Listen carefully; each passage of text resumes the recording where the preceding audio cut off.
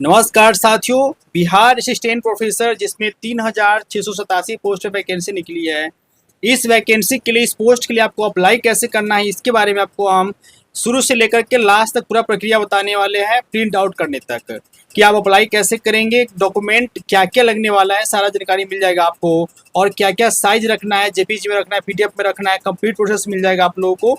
तो वीडियो को लास्ट तक जरूर देखिएगा और पेज को फॉलो कर लीजिए और लाइक कमेंट जरूर कर दीजिए। चलिए वीडियो को स्टार्ट करते हैं, लास्ट तक देखिएगा, सारा डाउट क्लियर हो जाएगा।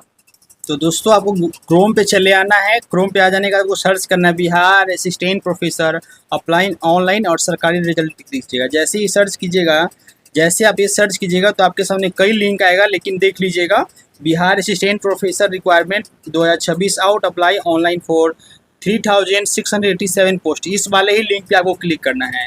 इस वाले लिंक पे जैसे आप क्लिक करेंगे तो आपके सामने जो है दोस्तों इस प्रकार की सब पेज सामने खुलकर आ जाएगा। नीचे बाकी सब कुछ सब जानते ही, इसके बारे में क्या क्या दिया हुआ है वो सब देख ही रहे हैं। नीचे आपको तरफ चले आना है। नीचे आने के बाद दोस्तों जब नीचे आप आ जाएंगे तो आपके सामने अप्लाई ऑनलाइन का ऑप्शन आ जाएगा। अप्लाई ऑनलाइन पे जैसे क्लिक कीजिएगा तो आपके सामने जो है इस प्रकार का फर्स्ट पेज खुल जाएगा। देखिए इस चीज़ को आपको दोस्तों अच्छे से समझ लेना है, क्योंकि आप रजिस्ट्रेशन कर रहे हैं और जो चीज़ इसमें भरेंगे उसी के आधार पर आपका सिलेक्शन होना है। तो दोस्तों सबसे पहले यहाँ पे देखिए, आपको यहाँ पे अपना ईमेल आईडी डालना है। इस वाले ऑप्शन में आपको जो है ना अपना ईमेल आईडी डालना है, ईमेल आईडी।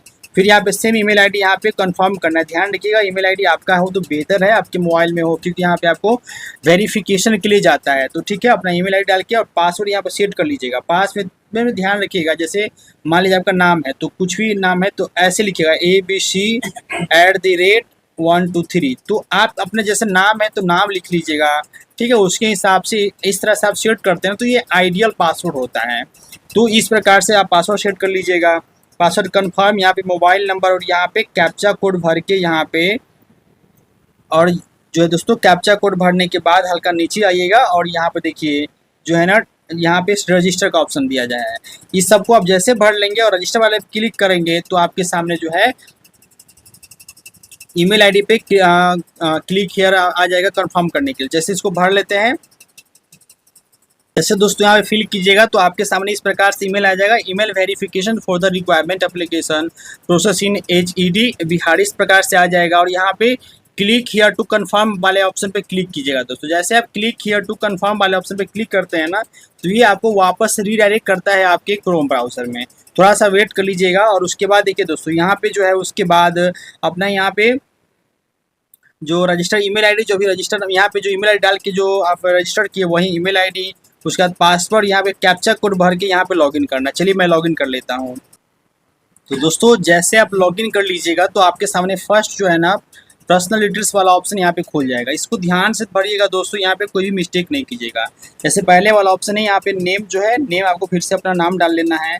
नेशनलिटी जो है यहाँ से अपना नेशनलिटी जो है इंडियन है वो सिलेक्ट कर लेना है। हालांकि यहाँ पे और भी कई सारे ऑप्शन दिए हुए हैं, जैसे ओवरसीज सिटीजन ऑफ इंडिया, अगर यहाँ पे कोई दूसरे सिटीजन आए हैं तो वो उसके लिए ऑप्शन दिया हुआ है।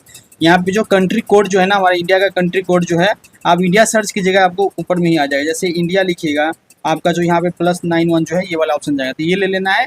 उसके बाद अपना यहाँ पे मोबाइल नंबर डाल देना है। फिर यहाँ पे जो है नीचे देखिएगा तो मदर्स नेम डालना है। और उसके बाद दोस्तों यहाँ पे जो है नेम में देख लीजिएगा, नेम में आपका नेम है, मिडिल नेम है और लास्ट नेम दिया। जैसे मान लें कि चलिए आपका जो नाम है धीरज कुमार, तो सिंपल आप फर्स्ट नेम में धीरज और लास्ट में कुमार लिख दीजिएगा, ठीक है।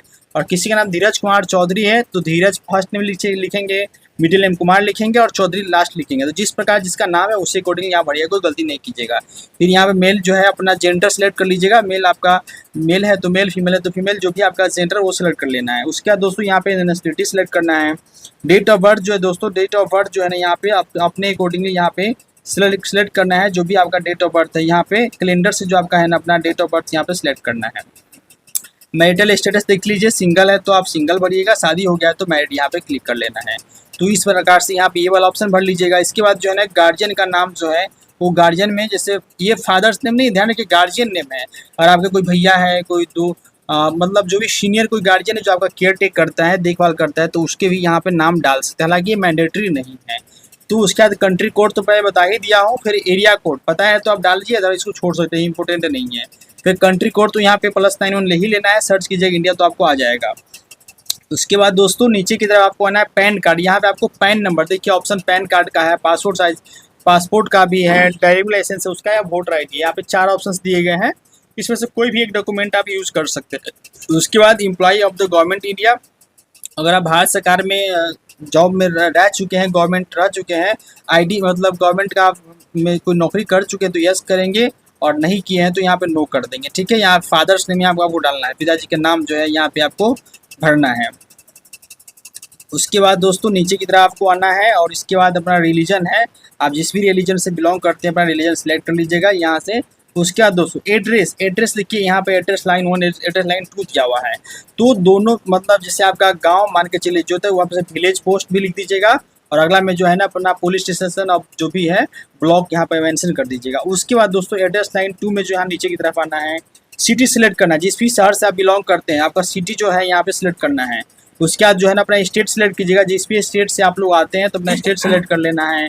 फिर यहाँ पे अपना जो गांव का जो पिन कोड है, जिस भी शहर से आपका जो पिन कोड है पिन कोड डालना है। फिर यहाँ पे कंट्री सेलेक्ट कर लेना है, और दोनों आपका जो कॉरस्पोंडेंस एड्रेस देना चाह रहे वो और परमानेंट एड्रेस दोनों अगर सेम है तो यहाँ पे भरने के बाद यहाँ पे टिक कर देना है। मैं अपने यहाँ पे भर लेता हूँ, फिर आपको प्रीव्यू करता हूँ। उसके बाद दोस्तों यहाँ पे आपका जो इन्फॉर्मेशन है वो आपको प्रीव्यू कर लीजिएगा, और अगर कोई गलती है तो एडिट वाले जो ऑप्शन है यहाँ पे एडिट वाले ऑप्शन से आप जाकर एडिट भी कर सकते हैं। अगर कुछ एडिट नहीं करना है तो यहाँ पे प्रोसीड टू नेक्स्ट वाले सेक्शन पे क्लिक कर देना है, और नेक्स्ट वाले सेक्शन में आप लोग आ जाएंगे। एजुकेशन क्वालिफिकेशन में यहाँ ध्यान दीजिएगा, अच्छे से पढ़ना है, कोई गलती नहीं करना है। जैसे पहला में लिखा हुआ है दोस्तों, ध्यान देना है, पहला में लिखा हुआ है सेकेंडरी, यानी कि जो 10th क्लास का जो है ना आपने बिहार बोर्ड से किया है तो बिहार बोर्ड यहाँ पर लिख देंगे, और सीबीएसई बोर्ड से सीबीएसई बोर्ड लिख दीजिएगा। सारे सब्जेक्ट नाम यहाँ पर लिख देना है। उसके बाद दोस्तों यहाँ पे परसेंटेज में रिजल्ट था तो परसेंटेज लिख देना है, और उसके बाद ग्रेड में था तो ग्रेड लिख दीजिएगा, और किस साल आपने पास किया था तो यहाँ पे स्कूल जो है ना अपने स्कूल का मेंशन यहाँ पे कर देना है। ठीक है, उसके बाद जो है स्कूल का नाम जो है यहाँ पे इस भी स्कूल से आपने पास किया है तो स्कूल का नाम लिख देना है। सीनियर सेकेंडरी वाले जो ये ऑप्शन दिया हुआ है एस आर्ट्स सेकेंडरी, तो ये आपका 12th क्लास का दिया हुआ है। उसके बाद दोस्तों 12th क्लास में आपका जो सब्जेक्ट है यहाँ सब्जेक्ट भर लेना है, और आपका रिजल्ट परसेंटेज है तो परसेंटेज ही देना होगा, फिर या फिर ग्रेड में है तो आपको ग्रेड देना होगा। ठीक है, उसके बाद जो किस ईयर में आपने पास किया वो ईयर सेलेक्ट कर लेना है, और उसके बाद दोस्तों किस स्कूल से आपने पास किया यहाँ पे स्कूल का नाम लिख देना है। ठीक है, उसके बाद में क्वालिफिकेशन पैटर्न यहाँ पे देखिए, यहाँ पे 2 ऑप्शन दिया हुआ है, इंडिविजुअल डिग्री दिया है और इंटीग्रेटेड कोर्स दिया हुआ है। तो ये जो आपको जो दोस्तों है ना ये आपका ग्रेजुएशन का बात कर रहा है। जैसे कुछ लोगों का होता है 4 साल का डिग्री होता है ना इंटीग्रेटेड कोर्स का, तो उसके लिए है। अगर आपने सिंपल 3 साल का बीए किया है मतलब ग्रेजुएशन किया है तो आप यहाँ पे इंडिविजुअल डिग्री सेलेक्ट कर लेंगे।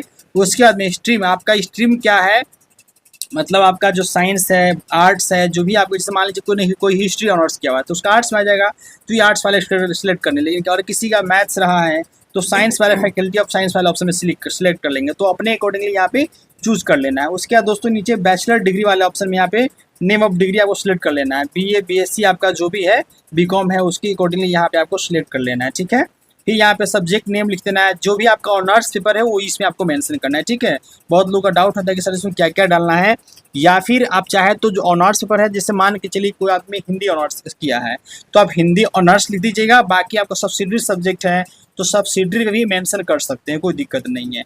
रिजल्ट टाइप, आपका रिजल्ट परसेंटेज में था तो परसेंटेज में डाल देना है, या फिर से जीपी या फिर ग्रेड में होगा तो ग्रेड दे देना है। ठीक है, उसके बाद यहाँ पे स्कोर देना है, किस साल में पास किए हैं तो ईयर ऑफ क्वालिफिकेशन दे देना है, और फिर यहाँ पे दोस्तों यूनिवर्सिटी का नाम डालना है। ठीक है, इस चीज़ को आप ध्यान रखिए दोस्तों, अच्छे से फिल करना है।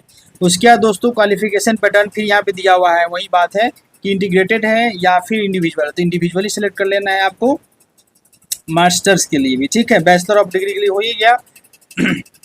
उसके बाद दोस्तों नीचे की तरफ आपको ना मास्टर पोस्ट ग्रेजुएशन के लिए आना है, तो यहाँ पे आपको सेलेक्ट कर लेना है कि आपका किस सब्जेक्ट में ऑनर्स है। जैसे मान के चलिए किसी इकोनॉमिक्स है तो एमए इन इकोनॉमिक्स सेलेक्ट कर लेंगे, और इसके बाद दोस्तों एमए सेलेक्ट करने के बाद आपने इकोनॉमिक्स के साथ साथ और भी क्या क्या सब्जेक्ट पढ़ा है उसमें आप डाल देंगे सब्जेक्ट नेम, और फिर यहाँ से रिजल्ट टाइप परसेंटेज सेलेक्ट कर लेंगे जो भी आपका है।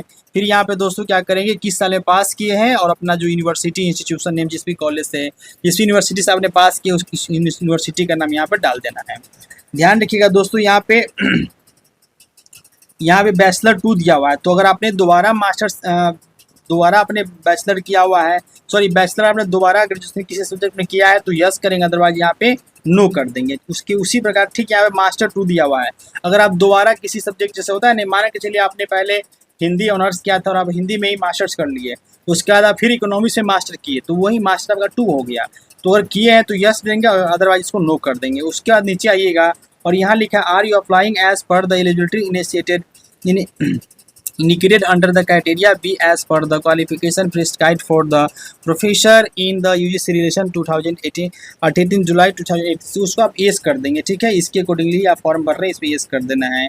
Kindly indicate in 100 words to as to what makes you suitable for the being considered under this section. इसमें ये कहना है कि आपको यहाँ पे क्यों हायर करेंगे, क्यों आप अप्लाई करना चाह रहे हैं, इसके लिए आपको 100 शब्दों में लिखना है। तो उसमें वही समय आप क्या लिखेंगे कि आपने 10th में आपने ग्रेजुएशन किया है इस सब्जेक्ट में, मास्टर्स किया है इस सब्जेक्ट में, और आप और भी नेट क्वालिफाई है, तो सारा चीज़ में मेंशन आपको कर देना है। जेआरएफ है तो आपको मेंशन कर देना है कि जेआरएफ है। तो ये सारी चीज़ें आप डिटेल्स में आपको शॉर्ट शब्दों में इसमें लिख के देना है और आपको बताना है कि आप ही को क्यों किया जाए।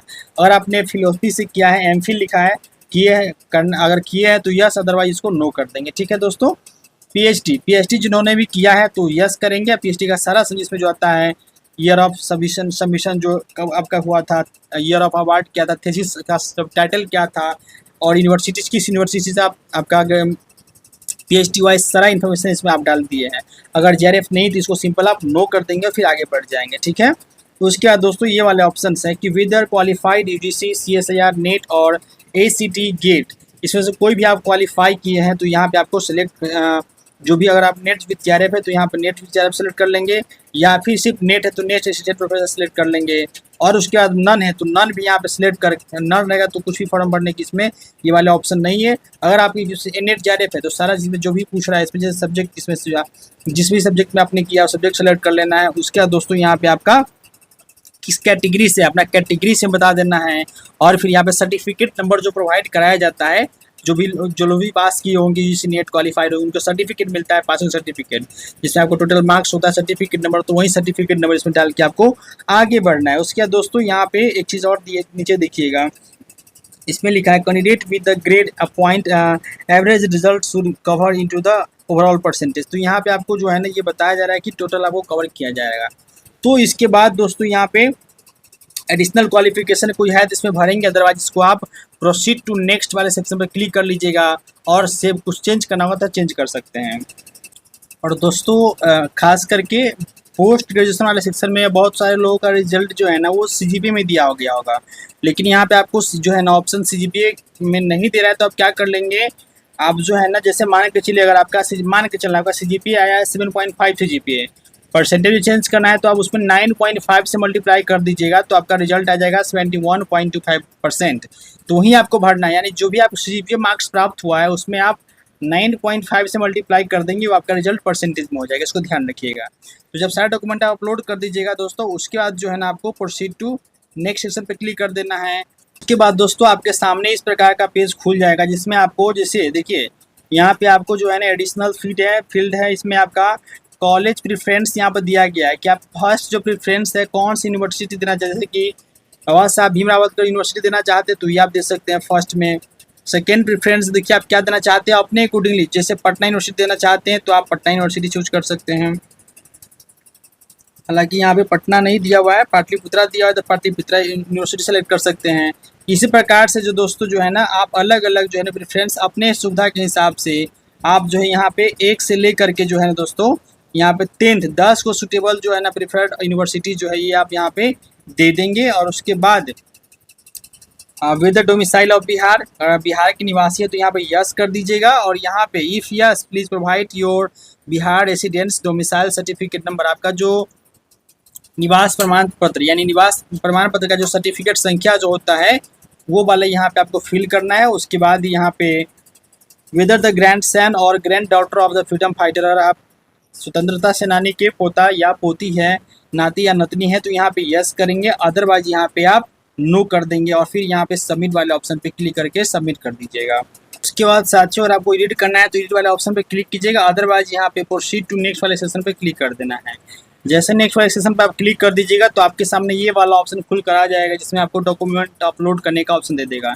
इसको दोस्तों अच्छे से ध्यान दे के पढ़ लीजिए कि यहाँ पर लिखा हुआ है साफ शब्दों में दिया गया है कि जो आपका जो पासपोर्ट साइज़ फ़ोटो और सिग्नेचर का जो साइज़ है ना, साइज़ तो आपका 20 से लेकर के 100 के बीच होना चाहिए। और फॉर्मेट जो है ना आपका सिग्नेचर का और फोटो का, वो क्या होना चाहिए, जेपीजी होना चाहिए या जेपीएनजी होना चाहिए। ये चीज़ आप ध्यान रखिएगा, ठीक है, ये आपका होना चाहिए। उसके बाद यहाँ पे दोस्तों आप जो है इसमें फ़ोटो अपलोड कर लेना है, यहाँ पे आपको सिग्नेचर अपलोड कर लेना है। उसके बाद दोस्तों देखिए यहाँ पे आपका लिखा गया 10th और 12th certificate indicating the DOB only PDF JPG 20 से 150 500 के बीच में कह रहा है। देखिए यानी कि आपको डेट ऑफ बर्थ के प्रूफ के लिए कि आपका जो डेट ऑफ बर्थ क्या है, उसके लिए आपको 10th या 12th में से किसी एक का मार्कशीट लगाना है। बेहतर है 10th का लगा दीजिए, तो यहाँ पे आपको 10th का मार्कशीट अपलोड कर लीजिएगा।